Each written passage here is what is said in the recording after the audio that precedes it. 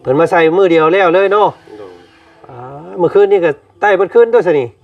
ใต้มีแต่อยู่ลุกประหยัดไฟป้าเบิ่งพี่น้องไงเนาะมาเบิ่งอยู่หั่นนี่หลอกเฮือนครัวเพิ่นเนาะนี่หลอกที่3อยู่ตารางเฮือนพี่น้องไงดอกที่3เนาะไอ้ตนในเฮือนนี่บ่ได้ใส่บ่ใส่ไปอยู่นี่พี่น้องนี่เป็นจุดอันที่เป็นสวิตช์ไฟเนาะเป็นปลั๊กเสียบก็มีนี่พี่น้องปลั๊กเสียบเนาะโอ้ต้องได้ซื้อปลั๊กเสียบมันมาให้น้องเพิ่นได้นี่เนาะเวลาสากแบตโทรศัพท์เนาะเอาปิดไว้รถก็ได้พี่น้อง4 จุด 4 ดอก 5 ดอกเนาะปึ๊บอันนี้ดอกนี้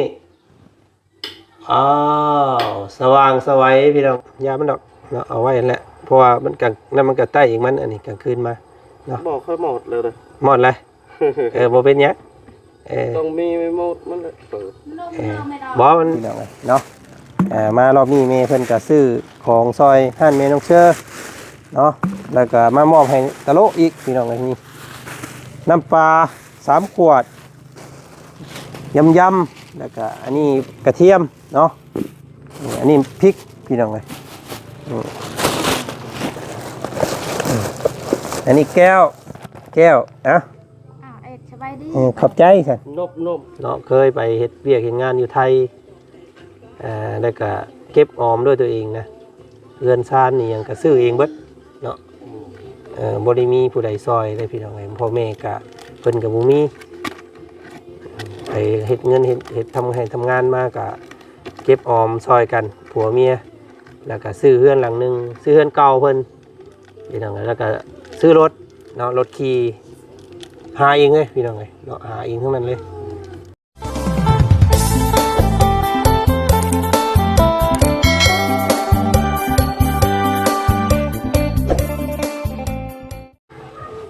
เนาะพี่น้องเนาะ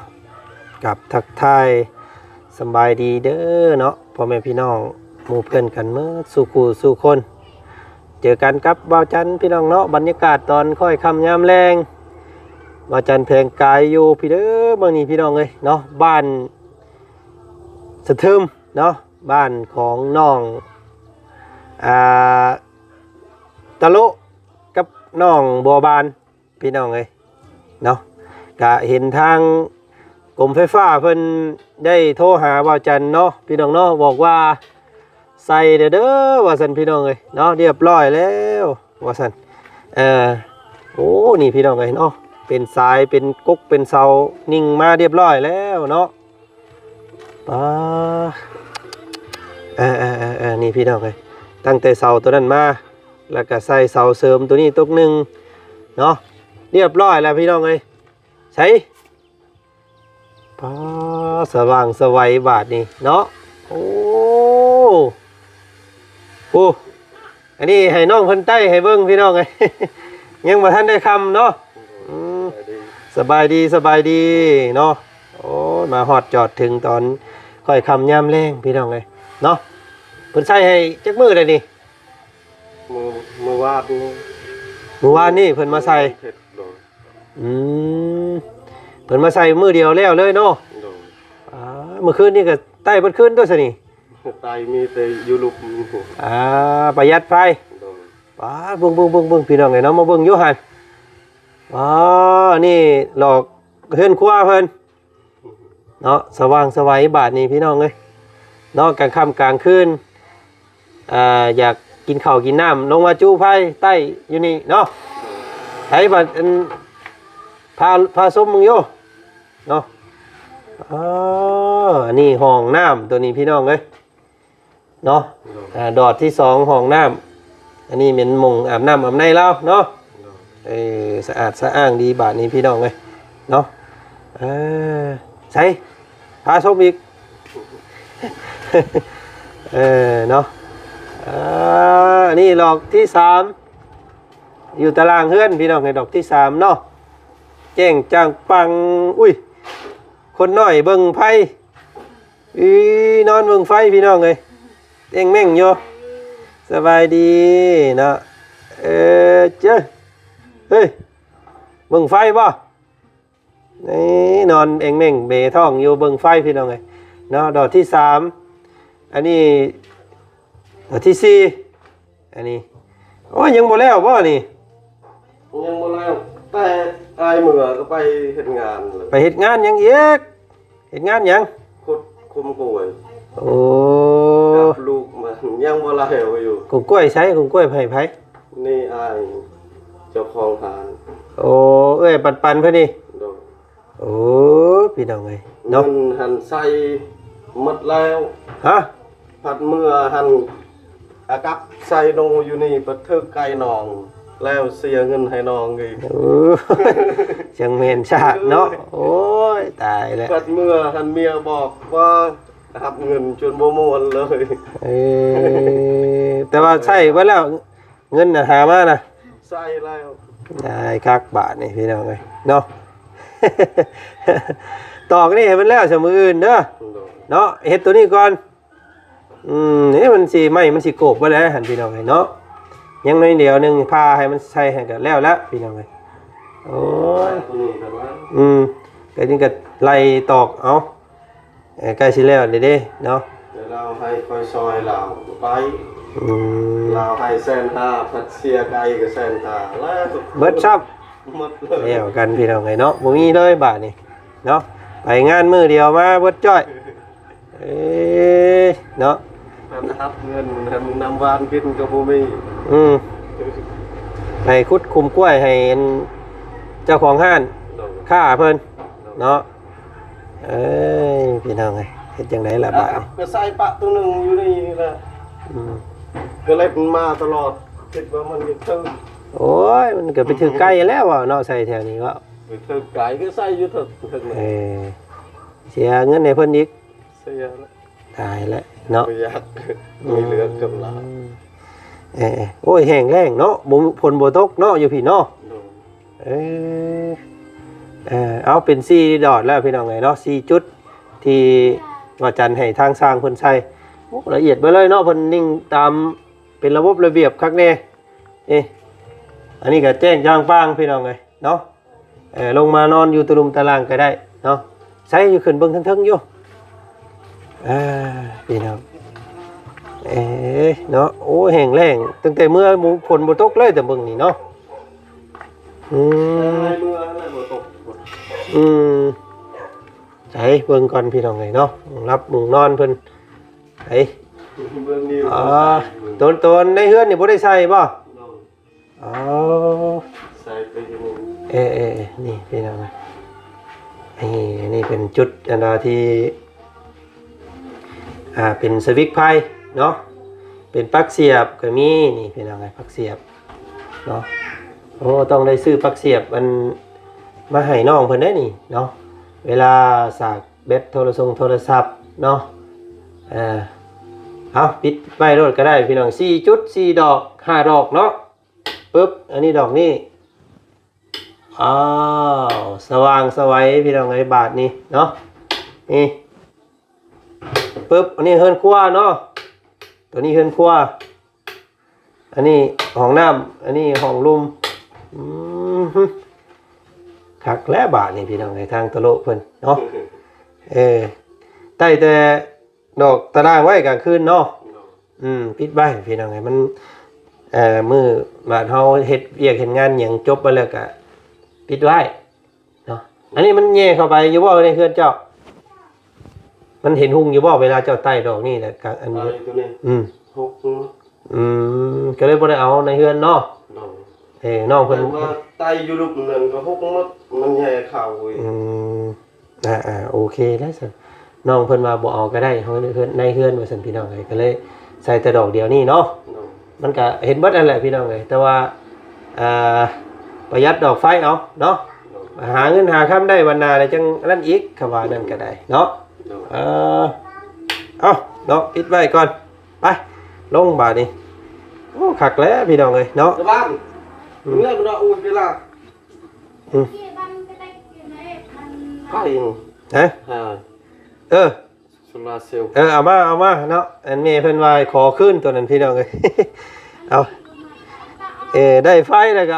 เอาขึ้นแล้วบาดนี้วะเอาไว้ให้อันครอบครัวใหม่เนาะอันครอบครัวน้องชายเด้อเนาะตะลุนี่ครอบครัวน้องเจ้านี่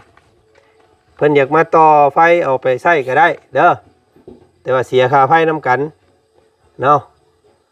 ซอยกันพี่น้องเลยเนาะโอ้ยเนาะดีใจน้ำน้องเพื่อนพี่น้องเลยได้ฟ้าใส่ไฟสว่างบาทนี่เนาะเหลือแต่น้ำนี่แหละพี่น้องเลยน้องเพิ่นไปเฮ็ดเวียกว่าซั่นเนาะมื้อวานนี่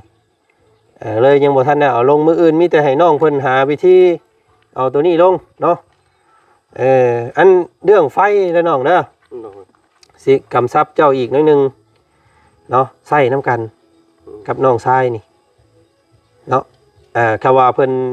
มีเงินมีอันนั้นกะเพิ่นอยากซื้อสายมันเนาะมาเสียบเอาน้ำเจ้ากะเมื่อใต้อยู่เพื่อนเราหั่นนะแต่ว่าเสียไฟน้ำกันเนาะซอยกันแต่เราไปอยากใช้ไปให้แต่ว่าจ่ายค่าไฟน้ำกันเนาะคำว่าเราอยากใช้พี่น้องเนาะคำว่าเราอยากได้เนาะบ่เผาเว้าคำว่าน้องเพิ่นว่าขอได้เสียบไฟน้ำแน่ก็เอาให้เพิ่นเด้อเนาะบ่ให้ขี้ที่กันได้เด้อเนาะใส่น้ำกันแม่เพิ่นให้ให้แพ้ให้อันใส่น้ำกันเบิดนั่นแหละพี่น้องเป็นไฟขนาดใหญ่เลยเนาะเป็นอันนั้นนี่ยามันดอกเนาะเอาไว้นั่นแหละเพราะว่ามันกลางนั่นมันก็ใต้อีกมันอันนี้กลางคืนมาเนาะบอกค่อยหมดเลยหมดเลยบ่เป็นหยังต้องมีไม่หมดมันเลยบอกมันอันนั้นเองมันดอกเขาเปิดได้อยู่ดอกเดี๋ยวไอ้เฮ็ดเองดอกเนาะอันนี้เอาไว้รถไอ้เพิ่นไปเอาเข้าคลองเพิ่นฝากมาให้บาดนี้เนาะทางตะโลเพิ่นแม่เพิ่นฝากเข้าคลองมาให้พี่น้องเลยเนาะเอาไว้ในพี่น้องอันนี้เป็นของเจ้าเบ่เลยเอาป้าไว้หั่นละดับไฟออกมาเลยนะเสื้อผ้านะเนาะแมนอันนี้ก็แมนนั่นก็แมนมัดตัวนั้นแมนไปเลย3 อันนะมาไปเลย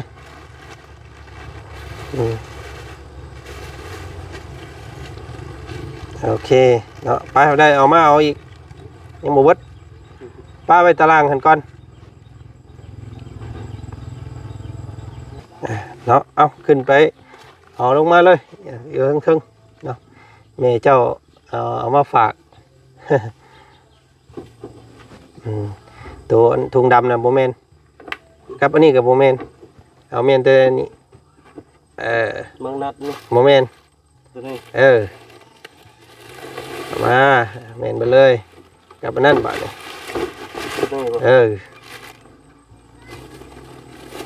เอามาแล้วก็ตัวนั้นอีกแพบฮันไข่กับแพบโอเคไปเนาะ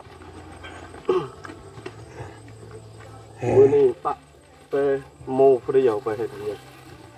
ไหวคอยเจ็บตัวนี้มันเต็กหดไอพี่น้องเลยบอกว่า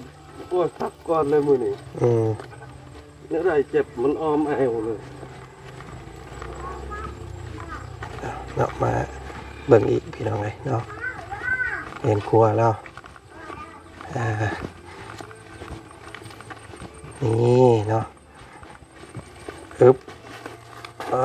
โชพี่น้องเลยมานั่งอยู่พี่มานั่งแกะเบิ่งอยู่หั่นเนาะอีหล่ามา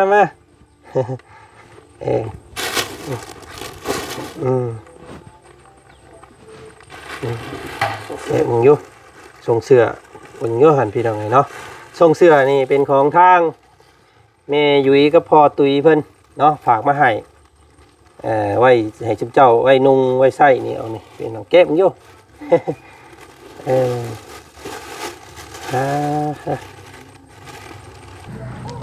เบิ่งพี่น้องไงเนาะโช โอ้หลายสิ่งหลายอย่างพี่น้องเอ้ยเนาะเอาทักทายสบายดีเด้อเนาะตอนค่ำๆพี่น้องเอ้ยเป็นของทางเมใจบุญ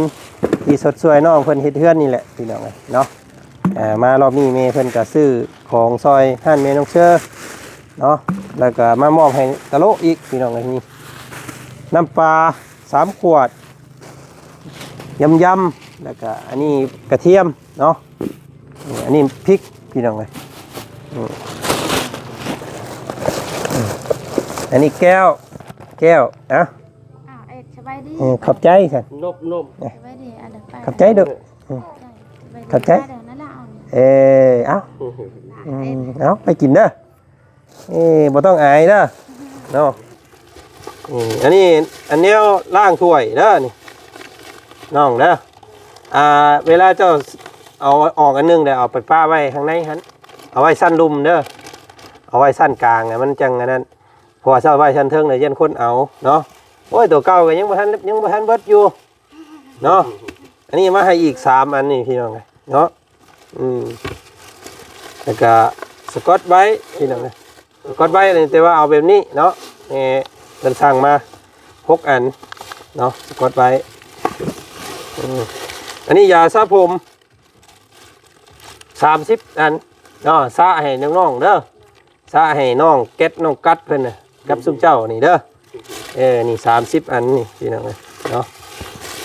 อันนี้กับปลาแดกเนาะอันนี้น้ำมันพืชปลาแดกนี่3 อันพี่น้องปลาแดกเนาะนี่เปิดห้านค้าให้ตะโลอีกแล้วมื้อนี้เนาะอันนี้นมนี่อันนี้เป็นนัวนี่นม3 แพ็คปลาป๋องอันนี้สบู่6 ก้อนเนาะนี่เพิ่นเอาให้แต่ว่าจันคะเอาสบู่หน้าขาวนี่ใส่หน้าจะได้ขาวเด้อนี่เป็นนัวใส่ครบแล้วก็ไข่เนาะไข่แตะนึงมีน้ำไข่เนาะแล้วก็เบิ่งอยู่เสื้อผ้าหั่นเนาะเป็นนี่ได ยานเปิดลาย ฮะ ออกหมดก็เปิด เพื่อบังอยู่เพื่อจักอันหนึงอันนี้แพบพี่น้องอันนี้ไว้ซักส่งซักเสื้อเด้อซักส่งซักเสื้อนี่ไข่ รอบนี้ยังเปิดอยู่ โอ้เบิ่ง นี่งาม ไหนเนาะเอาไว้ใส่เด้อปันน้องใส่น้ำเนาะในปันเฮือนใกล้เฮือนเคียงเด้อปันกันเป็นยังไงโอ้ได้หลายอย่างเด้อตะโลนี่เนาะกูมีแต่ส่งงามๆส่งตัวนี้ใส่ได้แห้งเจ้าสู้บาทนี่พี่น้องเลยเนาะอ้วนขึ้นเท่าไรแห้งงามบาทนี่เนาะ3-4 ถุงเพิ่นมาให้ตะโลเบิดเลยพี่น้องเลยเนาะของอันเมียเจ้าอันนี้ ทำให้เอาแล้วเจ้าใส่แล้วกับซักเด้อนี่แพ็บอีหยังเพิ่นก็ซื้อมาให้ครบเบิดเลยพี่น้องเลยเนาะเอาโอเคเท่าอะไรพี่น้องเลยใช้ลูกผู้หนึงไปทางใดเลยไปหาเนี่ยอยู่เนี่ยกินเนาะมื้อนี้กะนี่แหละพี่น้องเลยเนาะแม่เจ้าผากมาให้อีกเป็นไข่ยาสระหัวเนาะแล้วก็สกอตล้างถ้วยล้างบวงอันนี้น้ำปลาเนาะสันไล่ล้างถ้วยปลาแดกน้ำมันพืชเนาะกระเทียมเตียวสบู่แล้วก็ปลาปองเป็นนัวแทบแล้วก็นี่ ส่งบักน้อยๆเล่น เอาให้เราน้องเจ้าให้เนาะก็บ่อยากให้เพิ่นไปดินโทรศัพท์หลายเนาะน้องมานอนอยู่เฮือนนำเด้อ เนาะปล่อยละปะละเลยไปเพิ่นติดดินติดหยังบ่อันนั้นน่ะดึงเกงกาดไปเลยเด้เนาะถ้าว่าเราอยู่เฮือนห้านค้านี้ก็ให้เพิ่นอยู่หันเนาะบ่ให้เพิ่นไปทุกที่เด้อเนาะแม่เพิ่นเป็นห่วงพี่น้องไงย่านว่าน้องเพิ่นติดดินติดหยังน่ะย่านไปหั่นนะเนาะเอาหน่อไม้ เราไปหาหน่อไม้เด้นี่จักหากินเด้อนี่พี่น้องไงเนาะเอาลูกเอาขนมเอาไว้ ไม่แก้ว เสียเขาเมืองกลับ จักหากินเนาะพี่น้องเนาะน้อยก็ได้เนาะกะมื้อนี้พังทางนี้ก่อนเด้อเนาะได้พื้นได้ไฟฟ้าใส่ไฟสว่างวันนี้ก็เพิ่มภาระและบ่ให้เอิ้นว่าภาระซะเนาะเพิ่มค่าใช้จ่ายซะพี่น้องเอ้ยเนาะจำเป็นต้องหาเงินได้บัดนี้เด้อแต่ละเดือนบ่ให้อยู่ซื่อๆเด้เนาะเพิ่นเข้าพื้นเข้าไผให้นี่สมมุติว่าเจ้าบ่ได้ใช้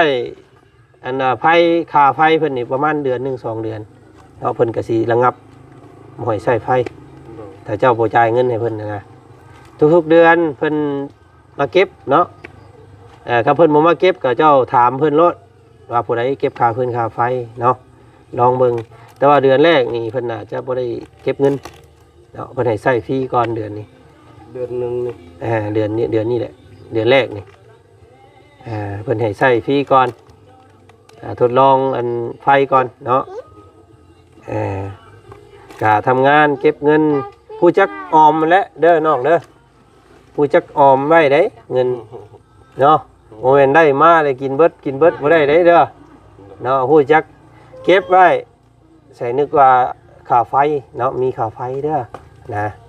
เราได้เงินเทื่อแสนเทื่อใดเฮาก็หยอดไว้เอาไว้น้ำเมียเนาะเจ้าก็เก็บเงินได้อยู่บ่ซื้อเก่งบ่แต่ละมื้อซื้อหยัง ได้อยู่เนาะได้5 ปีกวยหั่นแหละบ่แบบว่าเจ้าได้เงินมาสิก็ต้องให้เมียเก็บไว้เป็นส่วนกลางเนาะ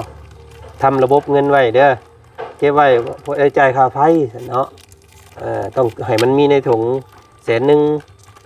200,000สินะเนาะแต่ละเดือนเนาะสมมุติว่านี้ได้ลูกเป็นไข้เป็นหวัดเนาะสมมุติว่าเจ็บกลางค่ำกลางคืนแล่นไปหาหมอเด้เนาะเจ้าสิไปยืมน้ำมูน้ำคูคือเก่าหมู่เพิ่นบ่อยากให้ยืมได้บาดเพราะว่าหมู่เห็นเจ้าเฮือนก็งามเด้ไฟหยังก็มีครบเนาะงามดีบ่ดีงามกว่าเฮือนผู้เจ้าสิไปยืม เพิ่นบ่ให้แน่บาดนี้เนาะเจ้าสิเล่นว่าเฮายืมเงินแน่โอ้เพิ่นสิมองว่าเจ้าเป็นคนขี้ข้านได้บาดเฮือนก็งามแหละว่าซั่นยังมายืมเงินน้ำหมู่อยู่เนาะบ่เอาเด้อบาดนี้มีแต่จักเก็บจักหาเก็บออมไว้เนาะเป็นเงินของตัวเองเนาะเพราะว่าเพื่อนกับบริเฮ็ดเลยเด้ย่างกับเพิ่นเฮ็ดให้ครบบ่ล่ะพี่น้องเนาะมีแต่หาเงินใส่ค่าไฟซื่อได้อยู่ที่เนาะดินเฮาก็ฮู้จักดินแล้วเฮาก็ฮู้จักเก็บแล้วน้องเด้อเนาะที่อ้ายบอกนี่บ่แม่นเตรียมไว้แล้วได้เงินจากการฉีดยาหญ้าไปทางสวนทางให้มากอะเก็บเนาะให้มันข้างถุงอย่างหน่อย100,000แต่ละมื้อนะหมอยมันเคาะซะเด้อเนาะสมมุติว่าไฟเพิ่นมาเก็บปึ๊บก็บ่ฮอดลอก4-50นะพี่น้องประมาณนั้นแหละเดือนนึงนะเพราะว่าเจ้าก็บ่ได้มีเครื่องใช้ไฟฟ้าหลายมีแต่อาบน้ำใต้ไฟซื่อๆนี่ก็เดือนนึงก็20-30,000นี่แหละเนาะได้อยู่ที่ซำนี่สบายเนาะไปรับจ้างมื้อนึงก็ได้แล้วพี่น้องเอ้ยเนาะนั่นแหละพี่น้องเอ้ยเนาะที่ว่าอ้ายบอกอันนี้ก็บ่แม่นว่าบอกสอนเนาะเฮาก็ใหญ่ซ้ำกันนั่นแหละเนาะอยากให้ฮู้นั่นแหละพี่น้องให้ฮู้เก็บฮู้ออมเงินเนาะเพื่อภายภาคหน้าแหละอ้ายก็บ่แม่นว่าผู้เฒ่าผู้โอดอกพี่น้องเอ้ยแต่ว่าก็ฮู้การใช้ชีวิตเนาะฮู้หลักการใช้ชีวิตระดับหนึ่งอยู่อ้ายก็เพราะว่าเคยผ่านด้วยตัวเองมาเนาะอ้ายก็บ่ได้มีผู้ใดซอยมีแต่ซอยตัวเองทั้งนั้นเลยอ้ายนี่เนาะเคยไปเฮ็ดเวียกเฮ็ดงานอยู่ไทยแล้วก็เก็บออมด้วยตัวเองนะ เรือนชานนี่หยังก็ซื้อเองเบิดเนาะบ่ได้มีผู้ใดซอยได้พี่น้องเอ้ยพ่อแม่ก็เพิ่นก็บ่มีไปเฮ็ดเงินเฮ็ดทำให้ทำงานมาก็เก็บออมซอยกันผัวเมียแล้วก็ซื้อเรือนหลังนึงซื้อเรือนเก่าเพิ่นพี่น้องเอ้ยแล้วก็ซื้อรถเนาะรถขี่หาเองเลยพี่น้องเอ้ยเนาะหาเองทั้งนั้นเลยเก็บนี่ก็คือกันแหละเนาะอันนี้เพิ่นโอ้ถือว่าบุญหลายได้ชิมเจ้านี่เพื่อนกับเพิ่นเฮ็ดให้เนาะพื้นไฟอีหยังเพิ่นเข้าให้เบิดมีแต่หาเงินซื้อรถแต่ละบาทเนาะเก็บเดือนละแสนเดือนคือ500,000ก็ห่วยเนาะสิบ่ได้บ่ซื้อรถจำ10กว่าล้านนี่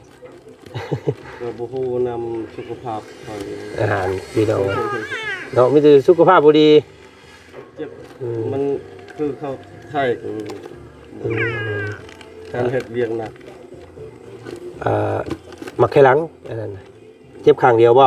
โดยทั้ง เจ็บหมู่แอวนี่ เฮารู้สึกว่าเจ็บก็เฮาเฮ็ดนี่มันจะอ่อนเกินไปเฮา มักไข่หลังเนาะเนื่องจากเจ้ากินน้ำน้อยกินน้ำน้อยแล้วก็กินนี่แหละต้องกินน้ำให้หลายมักไข่หลังได้หันพี่น้องไงเนาะอ้ายก็เป็นคือกันเนาะเป็นนิ่วมักไข่หลังอันนี้พี่น้องไงมีนิ่วอยู่ในหันแหละเนาะเวลาเฮ็ดเวียกนักอย่างก็เจ็บเนาะงดเหล้าเบียร์เด้อเจ้าลองงดเบิ่งเนาะ กันว่าบ่ได้เจ็บตัวนี้ก็มันเอานี่อยู่หัวนี่วิดจนมืดเลยจนปะหาจับต่อไม้ต่อหยังมันจะลบมันเลย อันนี้เนี่ยมันเกี่ยวกับระบบเลือดเฮาบ่ดีขึ้นเลี้ยงสมองบ่ได้เนาะนี่แต่กินน้ำเนาะงดเหล้างดเบียร์เด้อเนาะค่อยกินกะเล็กๆน้อยๆเอาซะเนาะจิบจับน้ำหมูถ้าว่าอยากอยู่น้ำลูกน้ำเมียเลยเนาะเพราะว่าเหล้าเบียร์นี่โอ้อันตรายตัวนี้พี่น้องเอ้ยเนาะแน่น้องเด้อมีแต่ตั้งอกตั้งใจนั่นแหละพี่น้องเอ้ยเนาะมื้ออื่นก็ค่อยเฮ็ดตัวนี้เอาเนาะเดี๋ยวอ้ายสิซื้อไหลมาให้มื้ออื่น ตัวนี้นี่แหละบ่มีสิบาท เฮ็ดอีเด้บาทนี่หา แล้วก็บ่คือเราสิซอยแหละเราก็ฮักมื้อวานนี่เซาหายคอยกับไก่ ให้พิษกันใกล้ คอยก็ให้เงินแล้วก็ยันเราเพียดเราซอยแล้ว อ้าวเนาะพี่น้องเอ้ยเฮ็ดจังได๋สบาทนี่หาหมู่ คอย2คนบ่แพ้เรา4คนหาคนอีกเนาะหาคนมาเพิ่มอีกเด้อเอาแล้วอ้ายส่งอ้ายสร้างผู้มาซอย นี่ก็ซอย เอิ้นเพิ่นมาย่อจัก3คนหั่นเนาะได้อยู่ดอก3คน3-4คนย่อไปลงได้จังขุดขึ้นอีกเพราะมื้ออื่นอ้ายสิซื้อมาให้พวกใดพวกสายมันน่ะแม่เพิ่นฝากเงินมาเรียบร้อยแล้ว นำนี่ว่ามันออกตลอดมันเต็มอันว่าใส่อ่างนี่ก็เฮาใส่3อ่างนี่ก็มันขึ้น3อ่างเลยใครอยู่แล้วกันแบบนั้นน่ะเจ้าเอาพากันหามลงไปลงเบิ่งถ้าว่ามันบกก็จังว่าจังขุดใหม่เนาะ เบาเกตว่าเอาปูนใส่ไปเลยบ่ให้นำออก ปูนใส่ทั้งข้างวันนี้ให้นำขึ้นไปเลยก็ว่าเจ้าต้องชะออกให้มันเบิดก้อนมืออื่นจังเอาลงแล้วก็ต้องเอาปูนมาจอดขอต่อมันทันเนาะเดี๋ยวจังว่ากันมืออื่นเนาะหาหมู่หาพวกมาเด้อเดี๋ยวสิซื้อกับข้าวกับน้ำมาให้ดอกเนาะซื้อเครื่องดื่มเครื่องหยังมาให้มืออื่นพี่น้องเนาะพอได้หามหมู่นี่แหละพี่น้องเนาะยามเฮาก็ยังไปซอยหมู่เด้เนาะ เอามีแต่ให้ชุมเจ้าเนาะตั้งมุกตั้งใจเนาะบ่ซื้อหยังก็ได้หมู่ซอยซื้อแต่น้ำอิ่มลมอิ่มร้อยแล้วสู่กันกินเนาะเดี๋ยวอ้ายสิซื้อน้ำที่อันอิ่มลมอิ่มร้อยมาให้ดอกเด้อเนาะเดี๋ยวสิซื้อไหลมาให้มื้ออื่นเช้าเอาตั้งมุกตั้งใจขอบใจแม่เพิ่นแน่เนาะเรียกเข้าพื้นเข้าไฟให้นี่แหละพี่น้องเอ้ยมูลค่านี่ก็9ล้าน5ผู้ใดเนาะไฟนี่เป็นเงินนั่นก็13,000-14,000ผู้ใดพี่น้องเอ้ยเนาะเอานี่แหละขอบใจแม่เพิ่นแน่เด้อผู้ใดเนาะเพิ่นนั่งเบิ่งอยู่เนาะ ขอบใจแม่หลาย เออ ๆแม่พังไทยและกับแม่ที่ เมย์พังไทยทั้งสองเลยเนาะ แม่พังไทยทั้งซอง อันนี้เป็นเสื้อผ้าเป็นของทางเมย์ยุ้ย โดย แต่ว่าฟืนไฟที่เขาให้เจ้าและบ้านเฮือนซานทั้งหมดทั้งมวลเลยเนี่ยเป็นเมย์ใจบุญจากสวิตเซอร์แลนด์เนาะขอบพระคุณเพิ่นเนาะ ขอบคุณแม่หลาย เออ ๆขอให้แม่อยู่ดีไม่แห้งให้ร่ำให้รวยให้อายุมันควรยืนซื้อขายยังก็ให้แต่รวยขึ้นคอยขอบใจแม่หลายๆแม่ติดที่ต้นคอยกันว่าบ่มีแม่ซอยคอยก็บ่มีปัญญาหาได้เลยเงินจับไทย แม่ จ น นตลอดชีวิตตายจากหาเถื่อกับบ่มีเลยสัตว์คอยขอบพระคุณแม่หลายๆซะ โดยเนาะน้องบัวบานขอบอันใจแม่แน่เนาะเออ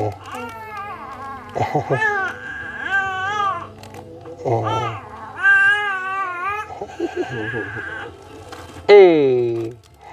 เนาะเอาพี่น้องไงเนาะกะมีแต่รักษาเอาเด้อบัดนี้เด้ออ้ายกะซอยชุมเจ้าได้ซำนี้แหละอ้ายกะเนาะเที่ยวเข้ามาหามาแวชุมเจ้ากะเพื่อหวังอยากให้ชุมเจ้าได้เฮือนได้ซ่านบัดที่นี่ก็ถือว่าสมบูรณ์แบบพี่น้องเอ้ยเนาะขาดแต่น้ำนี้มื้ออื่นสิซื้อแนวปั่นน้ำมาให้ก็ถือว่าเพอร์เฟกต์เนาะสมบูรณ์สำหรับครอบครัวนี่พี่น้องเอ้ยมีแต่ให้เพิ่นซอยตัวเองบาดนี่เนาะปลูกผักปลูกมีเนาะผลละปลูกเนาะบ่ให้เกียจข้านแน่นอนเด้อเนาะให้รู้ให้มันได้พี่น้องเอ้ยเนาะบ่ให้ข้านบ่ให้นิ่งเดียวลายเนาะต่อยอดให้แม่เพิ่นเห็นมาแต่ละเทื่อแต่ละรอบก็ให้สะอาดสะอ้างแบบนี้ตลอดเด้อเนาะบ่ให้แกล้งบ่ให้แซงทำได้ตั้งมุกตั้งใจได้น้องเอ้ยเนาะโอ้ยยากได้เพิ่นสิซอยซ้ำนี้พี่น้องถือว่าบุญชุมเจ้าหลายเนาะยังอยู่นึงหลายเวียกหลายงานอยู่เวียกชุมเจ้าพุ่นละนี่ต้นไม้ต้นตอกค่อยขึ้นไปห้านอีกเนาะแบ่งเวลาแบ่งพักผ่อนนำโมเมนว่าบ่ให้รับบ่ให้นอนได้พี่น้องกลางเว้นเนาะเฮาแหวงนอนปุ๊บตื่นมาเฮามีแนวเฮ็ดคอยไปมันถึกสิสมบูรณ์อย่างมันนะน้องเด้อเนาะคอยเฮ็ดไปคือมื้อนี้เฮาสิเอาตั้งใจว่าสิเอาตัวนี้ก็เฮ็ดตัวนี้ก่อนให้มันแล้วเดี๋ยวจังพักผ่อนเนาะยังหลายอย่างอยู่แม่เพิ่นยังเบิ่งชุมเจ้าอยู่พี่น้องเนาะยังบ่ได้จบซำนี้เด้อเนาะเอ้ามื้อนี้ก็โอเคพากันเก็บข้าวของไว้เนาะ ทางอ้ายขอตัวก่อนเนาะเดี๋ยวสิมาอัปเดตเบิ่งใหม่อีกเด้อเนาะเนาะอันนี้ทางแม่เพิ่นกำซับมาอีกอยู่พี่น้องเนาะให้ตะโลตัดให้เด้อว่าซั่นท่อนี่มันสิหักซื่อจวดแล้วระวังเด้นั่นดิหักกุยแล้วแหละบัดนี้ดึงไปข้างเดียวดึงกลับหลังอย่างเดียวมันถึงมือเลยดึงกลับหลังอย่างเดียวกาดกลับหลัง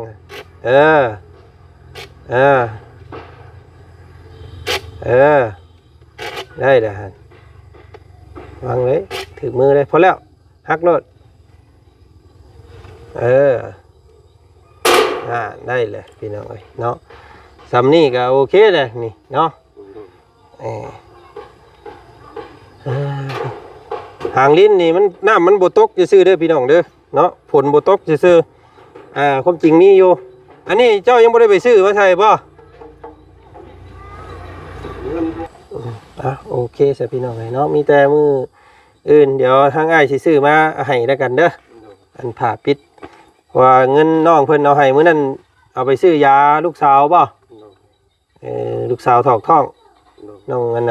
น้องผ้าใสเพิ่นแล้วก็ไปเฮ็ดเวียกมาได้เงิน150,000น้องชายแก๊สเพิ่นไปอันห่างเหี่ยวถือไก่นอกใส่ให้เพิ่นบาดนี้โอ้ยพี่น้องเอ้ยเนาะเอาเดี๋ยวเงินแม่เพิ่นฝากไว้น้ำเจ้านี่น้ำข่อยนี่ยัง400,000เนาะเดี๋ยวมื้ออื่นสิทยอยหาซื้อน้ำดื่มน้ำหยังมาให้หมู่หามันนี่ซอยเด้อเนาะหาหมู่เด้อให้พี่น้องเนาะที่เพิ่นที่โตและบัดเจ้าก็ยังไปซอยเพิ่นเด้เนาะ เอิ้นเอาซ่อนมาจากคนจากใดสิบ่ได้บ่เนาะเอาโอเคซั่นเนาะ